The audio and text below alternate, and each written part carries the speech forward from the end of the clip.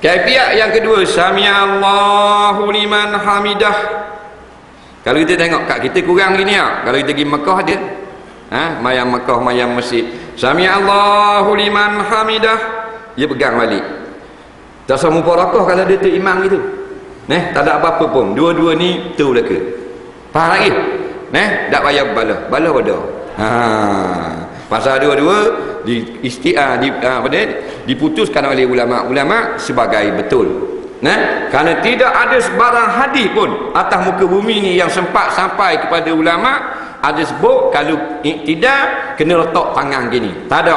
Jadi ulama beristihad. Ada yang ambil balik pada zahir, iaitulah letak balik. Jadi kalau dia kata rokok iktidah ni balik daripada rokok kepada qiyam, bila qiyam sunat letak tangan gini, maka balik pada qiyam semula sunat letak balik ya. Betul juga ke dia mazhab tu. Faham tak? Jadi itulah ke. Hak kata hak kita pula ni doa amal sami Allah liman hamidah tak letak mana-mana berdasarkan kepada kerana tidak ada riwayat, maka kita pakai lepas kira nak turun dah. Jadi boleh buat belaka. Itu dak pelik tu. Takut dengar tengok tok imam ni, kita ikut seorang tok imam tu naik sami Allahu liman hamidah, dia tegur mana tok imam pelik mubarakah, tak payah. Mubarakah ni kita bangun tengok tok imam, bila bangun dia rokok baru nampak atas belakang tok imam anchor beer. Pakai baju arak tu balik awal tok imam itu. Ada dulu kini selamanya. Berat dah tok imam itu.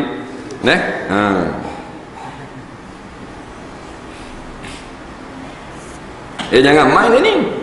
Tok imam sokong kau saling. Mak nempik sokong untuk guru. Tak? Aku untuk belang songek. Allahu Akbar. Songek. Tak? Ni untuk imam. Sokong kau saling.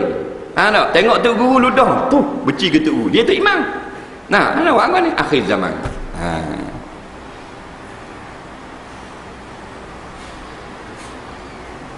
Setelah itu maka fardu iktidah dah berhenti di dalamnya.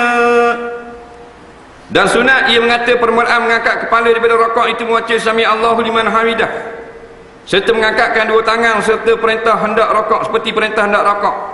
Dan bila berdiri betul hendaklah membaca Rabbana lakal hamd mil'as samawati wa mil'al ardi wa mil'a ma syi'ta min syai'in ba'd. Baik.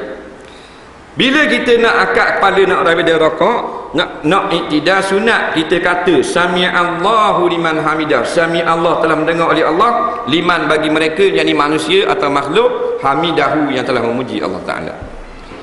Hak ni memang Nabi baca. Sebab tu semayang yang terbaik ialah semayang Rasulullah. Jadi kita tak dang dengan Rasulullah. Kita hanya sempat hadis-hadis. Jadi kalau ada kekurangan-kekurangan itu jangan bimbang. Sebab kita tak dang nak tengok dengan mata kepala. Yang adanya hadis-hadis yang sampai kepada kita. Hadis-hadis itu pula berbagai-bagai. Ada hak lain sikit. Jadi Allah tu maha adil. Kita hak jauh daripada Rasulullah ni sudah tentu adalah kekurangannya. Yang tidak disengajakan lain daripada Rasulullah. Tak usah bimbang. Orang tanya dah ulama, itulah jawapan ulama.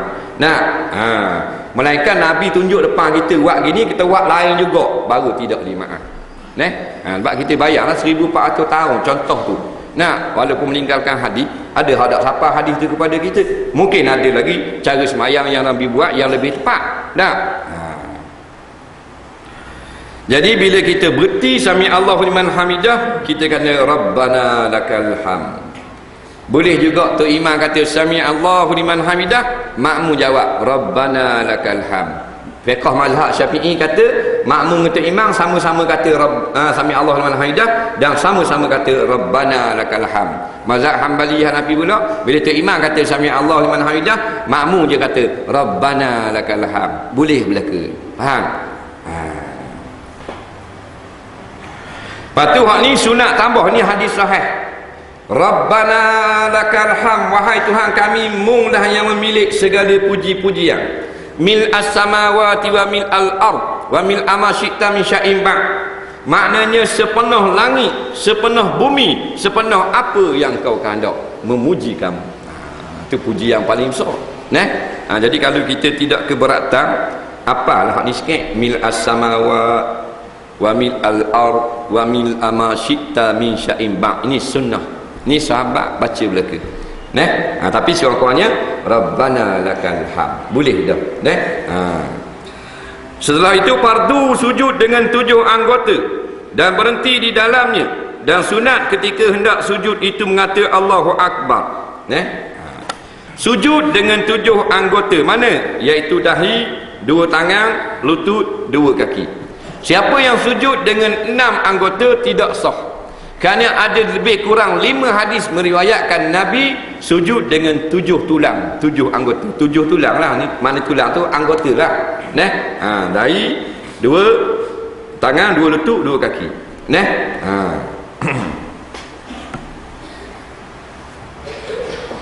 Malaikat waktu dia tak ada tangan sebelah lain ya, memang jadi 6. Atau kaki dia tak ada sebelah, dia sujud kaki jadi. Jadi 2 kaki, 2 lutut, 4 dah. 2 tangan, 6. Dari 7. Hidung sunat. Mazhab lain wajib kena hidung.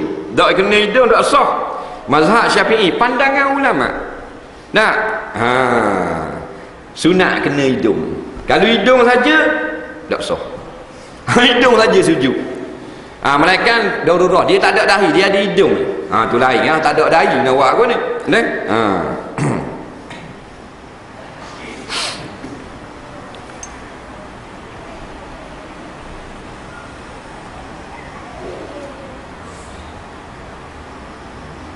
Baik. Dan sunat masa turun sujud kata Allahu Akbar, dan mendahulukan menghantar 2 lutut, kemudian maka kedua tapak tangan berbetulan dengan kedua bahu, maka dahi dan hidung. Maka itu makna summa kemudian. Baik. Wajib sujud dengan 7 anggota. Kita ulang balik. Kalau kita tamak ninah dah 7 anggota, lepas tu jadi 6, sah dah semayang kita. Contoh kita sujud 7. 7 ni. Tamak ninah dah. Lepas tu gatal pula atas belakang. Kita pergi akak masa sujud ni nampak lagi. Tinggal berapa? Tinggal 6. Sah sujud kita pasal ada dah tamak ninah saat ni. Sujud kita tu ada dah tamak ninah. Faham lagi? Yang tak sah ni gatal daripada turun tu pegang belakang dah. Jadi sujud gitu dah. Tu 6. Tak sah. Faham tu?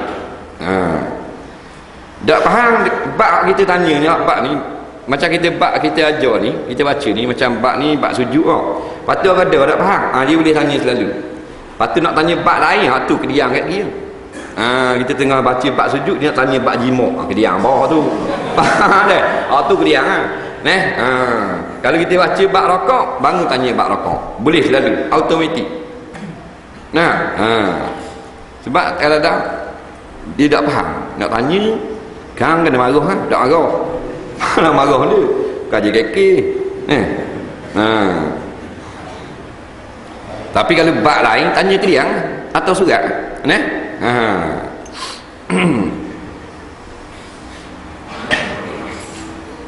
Dan sunat.